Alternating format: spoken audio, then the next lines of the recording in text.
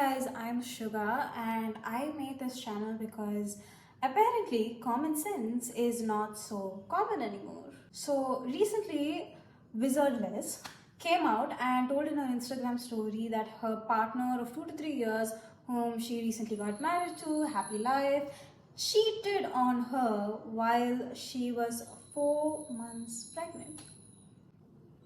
Okay, so if anyone doesn't know who she is considered as a self-help or motivational guru.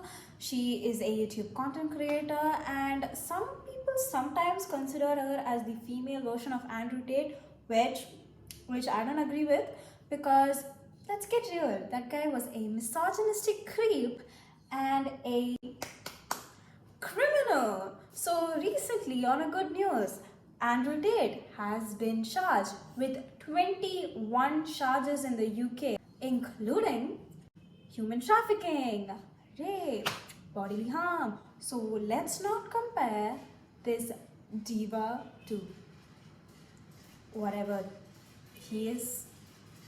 Yeah.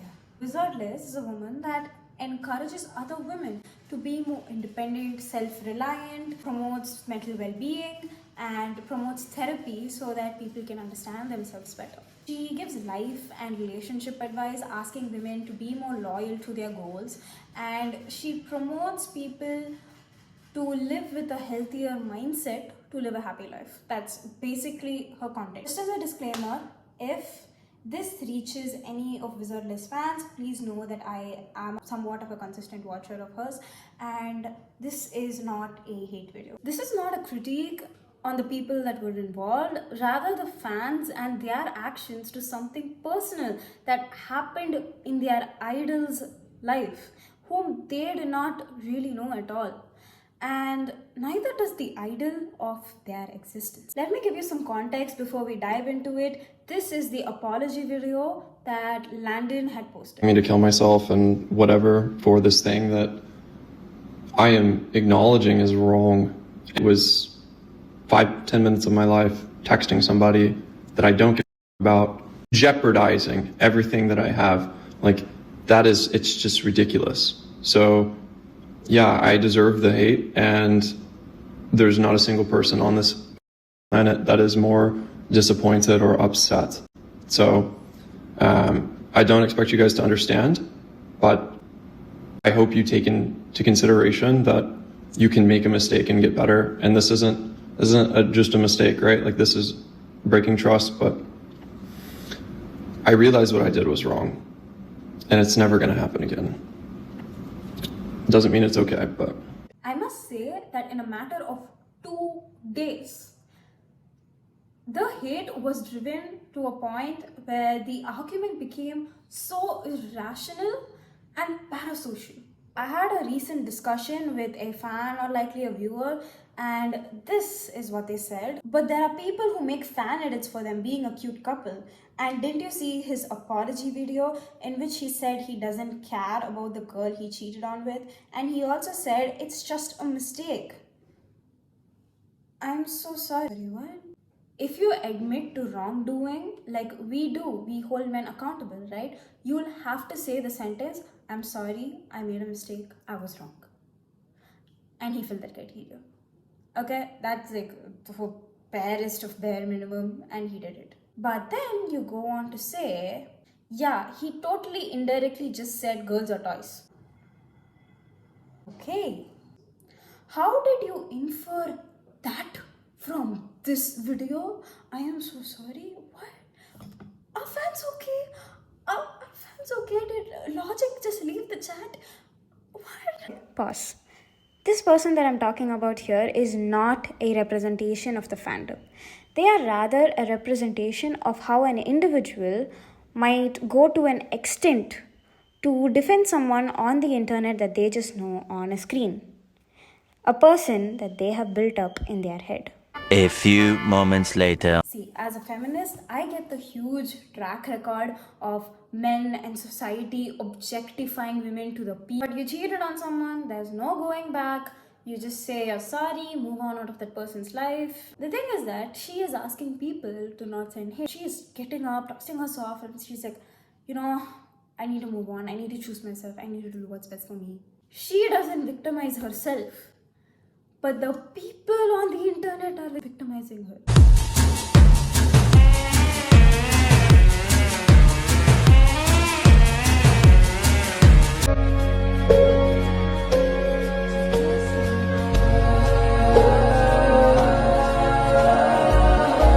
Stop it. Get some help. She's the one 4 months pregnant and y'all are the ones with the mood swings and the whining. Oh my god. When did we make that jump from his video to this sentence? See, I am not saying that whatever she had gone through was deserved, right, or da. Whatever she has gone through is horrible and it's not nice to be cheated on whilst you're 4 months pregnant, to feel all of that love, and then the guy just goes on about his day and says, hey, this is a nice day to wake up and like probably cheat on my wife. When you fumble, boy, you can't uncheat someone. Okay, you can't do it. He shouldn't have done it in the first place, but he did. And that is something personal between Liz and him. They have chosen to make this a public issue, getting fans involved in their personal lives. He didn't brush it off under the rug or take up a ukulele and sing all aboard the toxic gossip train. So I came across a lot of videos of people talking about the situation, and this is what they had to say for it. Please pause to read. Okay, first off, he background audios saying that he planned everything from the very beginning and they already knew that he was not right. Do you guys hear yourselves? Now, I am informing, this is not a critique on the people that are involved. This is not a critique on what he did or she did, but rather how the fans are interacting with the situation. Findapsychologist.org says that parasocial relationships are one-sided relationships where one person extends an emotional energy, interest, and time while the other party is completely unaware of this former person's existence. Wizardliz does not know these fans, but these fans still feel a sense of friendship or intimacy with this idol. They have this need to defend and fight for her. This is not your battle to fight. You have no basis to the claims of planning anything, and no, your vibe of someone is not something that is applicable. This phenomenon is usually seen in the K-pop and K-drama industries, where these netizens will get way too personal in their idol's life and start with online harassment and doxing, which is what I've seen has happened to Landon. I have come across multiple videos where people are making edits, mocking him, making fun of him, calling him gay as if that's an insult. Okay, I'm editing and this is the moment I feel like I'm defending Landon or men, or I'm calling women crazy. And no, we don't do that in this household, because men are equally insane. Men also idolize all of these people they see on the internet or on a screen. Sports fans, cricket, soccer, American football, the fans of Andrew Tate, the alpha sigma males. Men who idolize politicians. And in men's cases, these become extremely violent very quick. Also, gay people are one of the most nicest people I've seen. They are nothing like these men who claim to be interested in women. There is so much online harassment, and doxing is when you leak this person's personal information or addresses. I kid you not, I went through the comment section and I was able to find out his personal information. This is not how you handle an idol going through something. You don't take it personal. See, these are not videos or content that is coming up on my page once or twice. I've seen a lot of it. Okay, I didn't screenshot all of it, but I've seen way too much of it. And wizardliz content is not something that is very prevalent in my Instagram page. I watch her, that's it. I wonder what is going on in the fans' pages. When this happens in the K-pop and K-drama industry, the online harassment, doxing, it pushes to a point where the idols sign contracts. They are bound by contracts not to be in relationships because of netizens' parasocial feelings. Fans start feeling that their idol is an extension of their personality and feel the need to defend them. And for a fan base that preaches on understanding yourself and seeing signs from the universe and stuff like that, I think that you should take this as a sign to reevaluate the relationship that you are having with these people you watch online. What is the boundary that you have with these people that you idolize? Parasocial relationships are an extremely relevant topic in the age of internet. The syndrome of hero or actor worship and the idolization at its peak. In 2019, a fan of actor Yash set himself on fire because Yash didn't want to celebrate his birthday. Yeah, these cases have been seen with other personas going back to even Silk Smitha's period, and I'm really scared to take up this topic because we can see Taylor Swift fans defend anything and everything that their idol does, even if it's just rational critiques. See, don't get me wrong, I used to be a full-on Swiftie. Okay, I get the excitement. I loved it. I loved having girls around me at all time. I loved the positivity. I get the excitement of finding an artist that inspires you, that you relate to and are interested in. But there needs to be a boundary between liking and obsession. Parasocial relationships are very relevant in the streaming industry as well. Twitch streamers and YouTube streamers, they get stream sniped all the time. And so what happens is a viewer will call the police. They will fake a threat of some kind. They'll have gotten the streamer's address. They fake a threat. They usually say they're holding someone hostage or they have a bomb or I'm pushing the space bar on my computer to get it to turn on. And I see a laser on my hand. And I think to myself, I'm like, cat toy, what the heck? And I turn and now it's on my stomach. And I'm like, what? And then I look up like literally like this and see it like just all of these lights and all I see are lights. All I see are guns. And I hear the intercom, this LAPD, come out with your hands up. It happens a lot and is done to confirm the address of these streamers. It is done sometimes for fun. You can see the extent of parasocial relationships and the obsession with the idol when it comes to the age-old drama of Hailey Bieber, Justin Bieber and Selena Gomez. Let us not forget this trio because the internet will make sure we don't forget about it. In 2020, we had Olivia Rodrigo, Sabrina Carpenter and the Joshua Bassett. Fans of these two women were pitting against each other all the time. All these four women are scrutinized on the internet till date just because they liked a man. All of that online harassment just because they liked a man. Sabrina Carpenter faced hundreds and thousands of death threats and even wrote a song for it called All Because I Liked a Boy. We saw this extreme obsession with believers and directioners in the early to mid 2010s, and we saw it in 2000s when Britney Spears, Michael Jackson and Madonna were at their peak. Let us not forget the much weirder side of Indians idolizing their actors with their obsession with Vijay, Ajit, Rajini, Shah Rukh Khan, Amitabh Bachchan, Deepika. That obsession is very different. Okay? I think I need to make a video on that. Bro, Palabhisheka senju paathirukken bro. They do rituals on them. Like how you do rituals on God, they do rituals on these actual human actors who are not fictional beings, who are not mythological creatures. They are actual people.